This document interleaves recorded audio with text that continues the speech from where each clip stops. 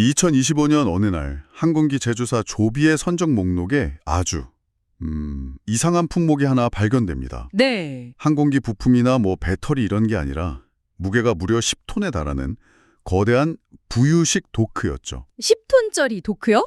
네. 흥미로운 시작이네요. 오늘 저희는 바로 이 선적 기록, 이 단서 하나에서 시작해서요. 흩어져 있는 정보들을 하나씩 맞춰보면서 그 거대한 그림의 실체를 한번 추적해보려 합니다. 맞습니다. 말씀하신 그 선적 데이터에서부터 일본 정부의 공식 발표, 그리고 아주 비밀리에 진행된 테스트 결과, 또 결정적인 트윗까지 정말 완전히 다른 출처의 정보들이죠. 네네. 저희의 목표는 이 조각들을 다 연결하는 겁니다. 그래서 어떻게 하나의 스타트업이 세계에서 가장 복잡한 도시 중 하나인 이 도쿄에서 하늘을 나는 택시라는 혁신을 현실로 만들어가고 있는지 그 구체적인 전략과 증거를 파헤쳐보는 거죠. 아, 좋습니다. 그리고 처음에 말씀하신 그 도크가요. 이게 어떻게 이 모든 계획의 핵심 열쇠가 되는지 그 과정을 아마 지켜보시게 될 겁니다. 자, 그럼 이 흥미로운 추리게임의 첫 번째 단서부터 바로 시작해보죠. 모든 건 말씀드린 대로 하나의 선적 기록에서 시작됐습니다. 네. 2025년 3분기였죠. 조비 앞으로 10톤짜리 부유식 도크랑 또 한 1톤 정도 되는 충전 장비가 일본으로 발송됩니다. 이때만 해도 커뮤니티에서는 이게 대체 뭘까 의견이 정말 분분했어요. 그랬겠죠. 상상도 못했을 것 같은데요. 네, 그냥 일본에서 뭔가 실험용 인프라를 구축하려는 건가 하는 아주 막연한 추측만 무성했습니다. 그냥 하나의 데이터 포인트 그 이상도 이하도 아니었던 거네요. 정확합니다. 그런데 그로부터 얼마 지나지 않아서 2025년 11월 9일에 이 데이터에 갑자기 의미를 부여하는 사건이 하나 터집니다. 아, 그 트윈 말씀이시죠? 맞습니다. 조비가 트위터에 아주 중요한 발표를 하거든요. 도쿄도 정부랑 노무라 부동산이 주도하는 컨소시엄의 공식 파트너가 되었다고요. 잠깐만요. 여기서 공식 파트너라는 단어? 이게 그냥 흘려들을 말이 아닌 것 같은데요. 보통 이런 초기 단계에서는 업무 협약, MOU 이런 표현을 쓰지 않나요? 아, 정확히 보셨습니다. 그게 핵심이에요. 무게감이 전을 다른데요? 네, 단순 협력이나 양해각서 수준이 아니라는 거죠. 도쿄도가 추진하는 미래항공 모빌리티 프로젝트의 핵심 구성원으로, 그러니까 내부자로 들어갔다는 공식적인 선언이었어요. 아, 이때부터 시장이 몇 달 전 그 선적 기록이 바로 이것과 관련이 있겠구나 하고 서서히 연결하기 시작한 겁니다. 그리고 바로 오늘 2025년 12월 8일 마침내 이 모든 퍼즐을 완성하는 결정적인 조각이 나타난 거죠. 네, 도쿄만에서 부유식 버티포트, 그러니까 물 위에 뜨는 수직 이착륙장에서 실증 실험이 성공적으로 끝났다는 기사가 공개됐습니다. 실제 헬리콥터가 바다 위 구조물에 아주 멋지게 이착륙하는 사진과 함께요. 그런데 그 기사를 쭉 읽다 보면요. 정말 눈에 잘 띄지도 않는 맨 아래 작은 각주에 딱 한 줄이 적혀 있습니다. 뭐라고 적혀 있나요? 참여기업, 조비 에비에이션 잉크. 와, 정말 결정적인 한 줄이네요. 이걸 발견한 사람도 정말 대단하고요. 그렇죠. 그리고 이 모든 조각을 한 명의 투자자가 완벽하게 연결해냅니다. 커뮤니티에서 TV 트래비스라는 아이디를 쓰는 분인데요. 아, 저도 봤어요. Floating Dog Mystery Solved, 즉 부유식 도크 미스터리가 풀렸다. 이렇게 글을 올리죠. 그러니까 몇 달 전 모두를 궁금해하게 했던 그 10톤짜리 도크가 바로 오늘 기사에 나온 도쿄만 실험에 쓰인 그 버티포트였다. 이게 만천하에 공개되는 순간이었군요. 바로 그 순간이었습니다. 이야, 정말 영화의 한 장면 같아요.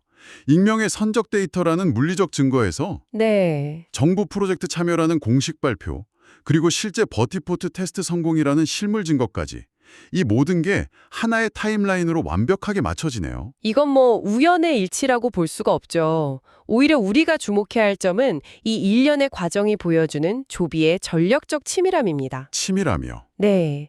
보통의 외국 스타트업이 일본처럼 아시다시피 굉장히 보수적인 시장이잖아요. 그렇죠. 이런 시장에서 이런 수준의 정치적, 산업적 연결고리를 이렇게 단기간에 만드는 건 거의 불가능에 가깝거든요. 아, 하긴 그렇겠네요. 이건 조비가 우리가 모르는 사이에 이미 물밑에서 모든 준비를 끝냈다는 거고요. 아주 계획된 시나리오에 따라서 하나씩 대중에게 공개하고 있다는 강력한 신호로 봐야 합니다. 그렇다면 그 시나리오의 핵심, 모든 미스터리의 시작이었던 부유식 도크 이야기로 좀 더 깊이 들어가 보죠. 네, 좋습니다. 왜 하필 부유식 도크였을까요? 그냥 기체 부품이나 배터리를 먼저 보내는 게 아니라 왜 이렇게 무겁고 거대한 인프라부터 일본으로 보낸 걸까요? 아주 중요한 질문입니다. 그 답 안에 조비의 미래 전략이 전부 담겨 있거든요. 오, 한번 생각해 보시죠. 만약 조비가 단순히 eVTOL이라는 비행기만 만들어서 파는 제조사에 불과하다면 인프라인 도크를 직접 구매해서 일본까지 보낼 이유가 전혀 없습니다. 그렇죠. 그건 일본 파트너사에서 알아서 할 일이죠. 마치 자동차 회사가 직접 주유소를 짓거나 도로를 깔진 않는 것처럼요. 바로 그겁니다. 그런데 조비가 직접 그것도 10톤짜리 구조물을 보냈다는 건 조비 스스로의 정체성을 바꾸고 있다는 아주 명확한 신호예요. 정체성을 바꾼다. 네, 더 이상 단순 항공기 제조사에 머무르지 않겠다는 겁니다. 기체 운항, 이착륙 인프라 구축, 심지어 충전 생태계까지 모두 책임지는 플랫폼 통합 사업자로 진화하겠다는 선언인 셈이죠. 아, 그러니까 애플이 아이폰만 파는 게 아니라 앱스토어라는 생태계 전체를 장악해서 시장의 규칙을 만든 것처럼 조비도 기체 판매를 넘어서 운항 플랫폼 자체를 선점하려는 거군요. 정확한 비유입니다. 비행기만 파는 게 아니라 도시항공 모빌리티라는 전체 시스템을 직접 설계하고 운영하겠다는 의지의 표명인 거죠. 그렇군요. 게다가 그냥 도크가 아니라 부유식이라는 점도 기술적으로 아주 큰 의미가 있습니다. 아, 그건 또 어떤 차이가 있나요? 육상 구조물과는 차원이 다른 기술력이 필요하거든요. 끊임없이 변하는 바다의 수면 높이, 그러니까 조수간만의 차는 물론이고요. 네. 파도, 바람의 세기까지 모두 실시간으로 계상해서 안정성을 확보해야 합니다. 수톤에 달하는 기체가 이착륙할 때 발생하는 그 엄청난 진동을 분산시키고 흡수하는 기술도 필수적이고요. 듣기만 해도 보통 기술이 아니겠네요. 그런 불안정한 환경에서 안정적인 전기 충전까지 해야 하는 거잖아요. 맞습니다. 안정적인 고압 전기 충전 및 정비 설비까지 그 위에 탑재해야 하죠. 와, 조비가 이토록 복잡하고 핵심적인 인프라를 직접 조달하고 관리하고 있다는 사실. 이게 바로 이들이 단순 참여자가 아니라 일본에서의 실증 테스트 전체를 기술적으로 주도하고 있다는 가장 강력한 증거 중 하나입니다. 다시 12월 8일에 나온 그 기사로 돌아가 보죠. 그냥 보면 헬리콥터 테스트 성공했다 정도로 넘어갈 수 있는 기사인데 여기에 조비의 계획을 엿볼 수 있는 결정적인 힌트들이 더 숨어 있다고 하셨죠. 네, 기사 속 문구 하나하나를 뜯어보면 조비의 계획이 얼마나 구체적인지 알 수 있습니다. 네. 먼저 기사 제목에 가까운 핵심 구절이 하늘을 나른 자동차의 사회적 구현을 위한 실증 실험입니다. 여기서 키워드는 사회적 구현이에요. 기술적 실증이 아니라 사회적 구현이군요. 어감 차이가 상당한데요. 엄청난 차이죠. 기술적 실증은 말 그대로 이 비행기가 뜨고 내리는가 이걸 테스트하는 거고요. 그렇죠. 기술 자체를 검증하는 거. 하지만 사회적 구현은 이 새로운 교통수단을 우리 사회 시스템 안에 어떻게 통합시킬 것인가를 테스트하는 겁니다. 아, 즉 관련 정책, 운영 방식, 소음 문제, 안전 규정, 심지어 승객들이 느끼는 심리적 안정감까지 기술을 둘러싼 사회 시스템 전체를 시험하고 있다는 의미입니다. 와. 그러니까 이미 기술의 성공 여부를 넘어서 이 기술이 사회에 안착할 수 있는지를 정부와 함께 테스트하는 단계에 들어섰다는 뜻이네요. 바로 그겁니다. 또 하나 아주 재미있는 디테일이 버티포트의 크기예요. 크기요? 네, 기사에 22m 곱하기 22m의 부유식 포트라고 정확한 수치가 명시되어 있어요. 22m. 감이 잘 안 오는데 이게 큰 건가요? 일반적인 헬리패드가 보통 12m에서 18m 쌓인 것을 감안하면 이례적으로 큰 규격입니다. 헬리콥터로 테스트를 했는데 왜 그렇게 크게 만들었을까요? 그게 바로 힌트죠. 아, 이 버티포트는 처음부터 헬리콥터를 위해 만들어진 게 아니라는 겁니다. 조비의 eVTOL을 위해서 네, 기체 크기가 헬리콥터보다 더 큰 eVTO, 구체적으로는 조비의 주력 기체인 S4의 크기와 그 회전익이 만드는 바람의 영향, 그리고 이착륙 시 필요한 안전거리를 모두 염두에 두고 설계되었다는 강력한 증거입니다. 와, 그렇군요. 헬리콥터는 단지 대역배우였을 뿐이고 무대의 진짜 주인공은 처음부터 조비의 eVTO였던 셈이죠. 이런 치밀한 계획이 가능했던 배경에는 역시 함께하는 파트너들의 힘이 컸을 것 같습니다.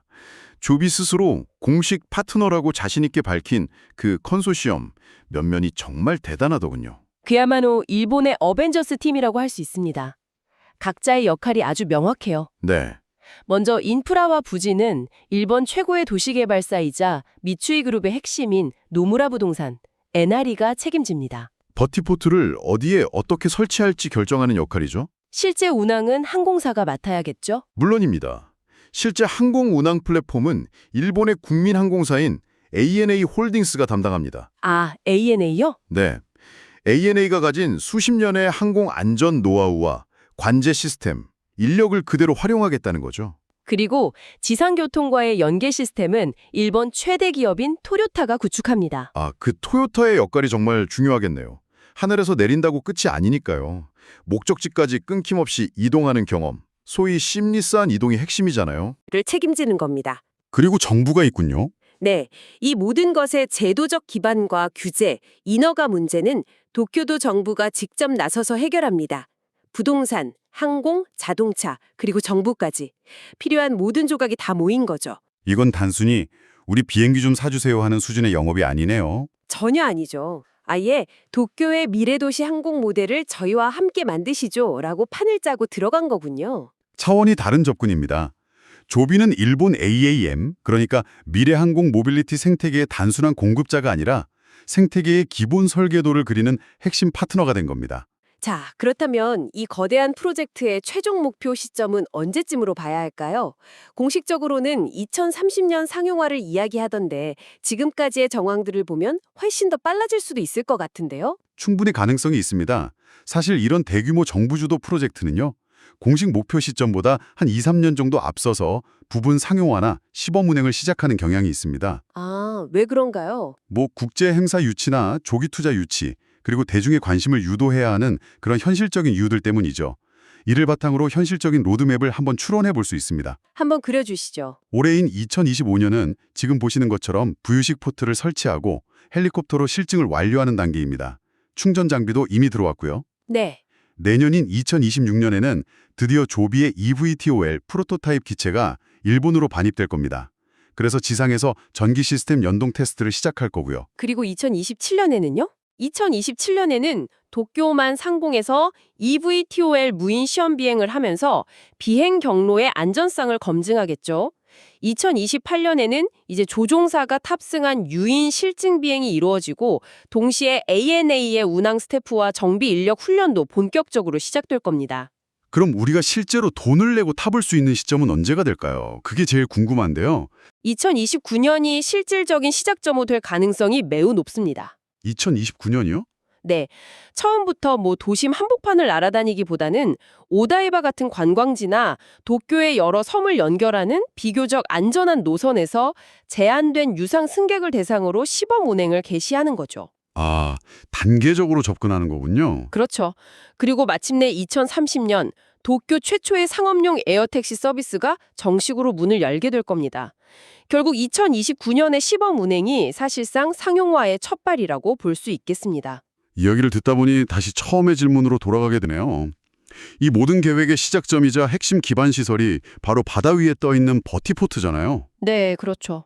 왜 굳이 땅도 많은데 이렇게 복잡하고 어려운 방식으로 바다 위에 버티포트를 띄운 걸까요? 바로 그 질문이 도쿄 AAM 프로젝트의 핵심을 꿰뚫는 질문이자 조비의 전략을 얼마나 영렬한지를 보여주는 부분입니다. 네. 답은 도쿄가 가진 현실적인 제약 속에 있습니다. 아시다시피 도쿄는 땅이 절대적으로 부족하고 세계 최고 수준의 도시 밀집도를 자랑하잖아요. 그렇죠. 도쿄에 살아본 분들은 아시겠지만 주택가에서는 아주 작은 소음에도 굉장히 민감하잖아요. 맞습니다. 특히 소음 민원이 극심해서 도심 한복판에 새로운 헬리포트를 짓는다는 건 정치적으로나 사회적으로 사실상 불가능에 가깝습니다. 상상하기 힘든 일이네요. 하지만 바다 위는 다릅니다. 바다 위는 토지 매입 비용 문제에서 자유롭고요. 소음 민원으로부터도 훨씬 유리한 위치에 있습니다. 아, 육지의 한계를 바다를 통해 극복하는 아주 전략적인 선택인 거죠. 단순히 제약을 피하는 것 이상의 장점도 있을 것 같은데요? 물론입니다. 플로팅 버티포트는 기존 인프라가 가질 수 없는 압도적인 강점들을 가집니다. 첫째는 확장성이에요. 확장성이요? 네, 모듈식 구조라서 수요가 늘어나면 레고 블럭처럼 포트를 더 이어붙여서 확장하기가 매우 쉽습니다. 아, 그렇군요. 둘째는 유연성입니다. 필요하면 위치를 다른 곳으로 이동시킬 수도 있죠. 그리고 마지막으로 속도입니다. 기존 공항이나 헬리포트를 건설하는 것보다 설치 속도가 10배 이상 빠릅니다. 와, 그러니까 이건 단순히 소음 문제를 피하기 위한 고륙지책이 아니라 오히려 더 빠르고 유연하며 확장이 용이한 완전히 새로운 형태의 인프라 모델이군요. 그리고 결정적으로 교통 허브와의 연결성이 뛰어납니다. 연결성이요? 네, 도쿄만은 오다이바 같은 관광 명소는 물론이고 도쿄의 여러 섬을 잇는 기존 항로, 워터버스, 크루즈 터미널 같은 기존의 해상 교통 인프라와 즉시 연결되는 최적의 위치거든요. 아, 바로 연결이 되는군요. 즉, 도쿄만은 그 자체로 일본 AAM 상용화의 가장 핵심적인 지리적 자산인 셈이죠. 정말 놀랍네요. 자, 정리해보겠습니다. 오늘 저희는 10톤짜리 부유식 도크 선적 기록이라는 아주 작은 단서에서 시작했습니다. 네, 작은 단서였죠. 그리고 이 단서가 조비가 일본 정부 그리고 ANA, 토요타, 노무라 부동산 같은 국가대표급 기업들과 함께 도쿄의 미래 교통 생태계 전체를 설계하고 있다는 거대한 그림의 일부였음을 확인했습니다. 여기서 중요한 것은 이것이 더 이상 가능할까라는 질문의 영역에 있지 않다는 점입니다.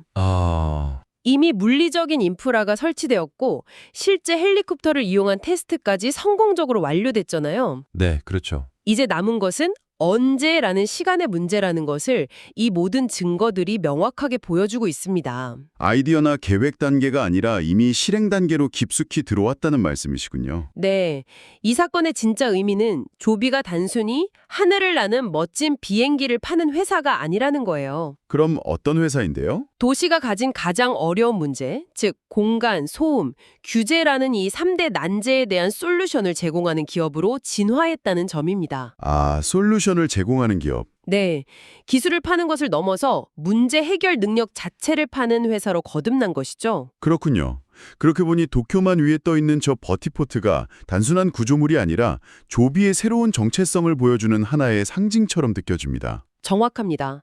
도쿄만 위의 버티포트는 조비의 기술력을 넘어서 전 세계 다른 대도시들에게 미래 항공 모빌리티의 가장 현실적인 청사진을 보여주는 매우 상징적인 이미지가 될 겁니다. 네. 이것은 단순한 교통 사업이 아니고요.